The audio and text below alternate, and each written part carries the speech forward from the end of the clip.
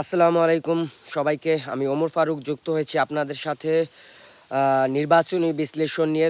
আমরা জানি আগামী 12ই ফেব্রুয়ারি ত্রয়োদশ জাতীয় নির্বাচন অনুষ্ঠিত হতে যাচ্ছে। সেখানে মাদারীপুর 1 আসন অর্থাৎ শিবচরের ভোটের মাঠের বিশ্লেষণ নিয়ে আমি আপনাদের সাথে কথা বলবো। আমরা জানি যে শিবচরে বেশ কয়েকজন প্রার্থী রয়েছে, তার মধ্যে অন্যতম হচ্ছে বিএনপি মনোনীত প্রার্থী নাদিরা মিঠু চৌধুরী এবং 10 দলীয় জোট প্রার্থী পীরজাদা হানজালা এবং স্বতন্ত্র প্রার্থী হিসেবে রয়েছেন বিএনপির সাবেক নেতা লাবলু সিদ্দিকী এবং জাহাজ মাকড়া নিয়ে রয়েছেন বিএনপির সাবেক নেতা নুরুদ্দিন মোল্লা, জামান কামাল নুরুদ্দিন মোল্লা সহ আর কিছু স্বতন্ত্র প্রার্থী রয়েছে, যেমন ইঞ্জিনিয়ার ইমরান এবং হাতপাখার প্রার্থী। এদের মাঝে যাদের সাথে আসলে মূলত লড়াই হতে যাচ্ছে বা আমরা লড়াইয়ের পূর্ব আভাস পাচ্ছি, তাদের মধ্যে অন্যতম হচ্ছে বিএনপি প্রার্থী নাদিরা মিঠু চৌধুরী এবং 10 দলীয় জোট প্রার্থী পীরজাদা হানজালা এবং আপনার স্বতন্ত্র প্রার্থী বিএনপির সাবেক নেতা হচ্ছে জামান কামাল নুরুদ্দিন মোল্লার মধ্যে ত্রিমুখী সংঘর্ষের একটা আভাস আমরা ইতিমধ্যে পাচ্ছি।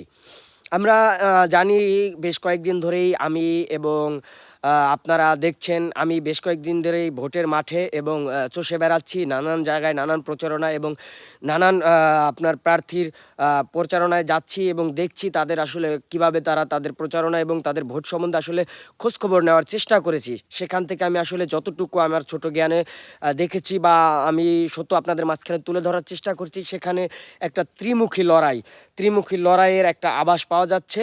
সেখানে খুব অল্প কিছু ভোটের ব্যবধানে হয়তো এই তিনজন, আমি যে তিনজনের নাম বলেছি তাদের তিনজনের একজন হয়তো নির্বাচনে সংসদ সদস্য প্রার্থী হিসাবে জয়ী লাভ করবেন। এর বাইরে আসলে ভোটের মাঠে আমরা লক্ষ্য করতে হবে আসলে নেতা কর্মীদের বাইরেও যারা দোদুল্যমান ভোটার রয়েছে এবং যারা ভাসমান ভোটার রয়েছে, তাদের ভোটেই মূলত যে কোনো নির্বাচনী ফলাফল তাদের ভোটের মাধ্যমেই আসলে সিদ্ধান্ত হয়ে থাকে। যে আসলে যদি ভাসমান ভোটারগুলা যারা কোনো রাজনৈতিক দলের কর্মী বা নেতা নয়, তাদের ভোটেই মূলত আপনার সংসদ সদস্য নির্বাচন বা নির্বাচনে অনেক বড় একটা ইম্প্যাক্ট পড়ে থাকে। সেক্ষেত্রে আমি ইতিমধ্যে অনেক জায়গায় ঘুরেছি এবং তরুণদের কথা যদি বলতে হয়, তরুণদের প্রায় 70 থেকে 80% ভোট এবার যুক্ত হতে যাচ্ছে 10 দলীয় জোট প্রার্থী পীরজাদা হানজালার ব্যালট বাক্সে। এটা মূলত বলাই যায়, কারণ হচ্ছে আমিও যেহেতু একজন তরুণ এবং আমি তরুণদের সাথে মিশেছি এবং তাদের সাথে আসলে কথা বলার চেষ্টা করেছি এবং তাদের মতামত জানার চেষ্টা করেছি। আর প্রবাসী যারা ভোটার রয়েছে তারাও কিন্তু এক্ষেত্রে নতুন ভাবে সম্ভাবনার তৈরি করতে পারেন, তাদের ভোটও কিন্তু অনেক বড় একটা ইম্প্যাক্ট ফেলবে এবারের ভোটে।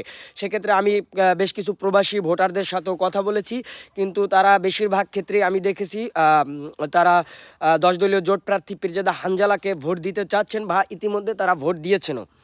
আর হচ্ছে আমরা জানি যে বিগত কিছুদিন ধরে বেশ কিছুদিন ধরে আপনার শিবচর রাজনৈতিক ভোটের মাঠ শিবচরের ভোটের মাঠ ইতিমধ্যে রাজনৈতিক নাট্যমঞ্চে পরিণত হয়েছে। এখানে একের পর এক চমক আমরা দেখতে পাচ্ছি। সেক্ষেত্রে সবার আগে যে চমকটা দেখিয়েছেন সেটি হচ্ছে স্বতন্ত্র প্রার্থী নুরুদ্দিন মোল্লার আপন ভাই লতিফ মোল্লা, সাবেক আওয়ামী লীগের চেয়ারম্যান,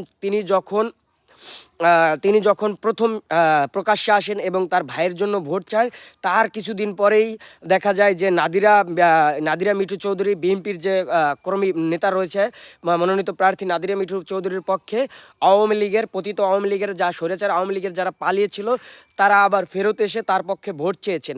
সেক্ষেত্রে বলা চলে প্রথমেই নুরুদ্দিন মোল্লা কার্ডের ভাষায় বলতে গেলে ট্রাম্প করেছিলেন নুরুদ্দিন মোল্লা এবং ওভার ট্রাম্প করেছেন নাদিরা মিঠুর চৌধুরী।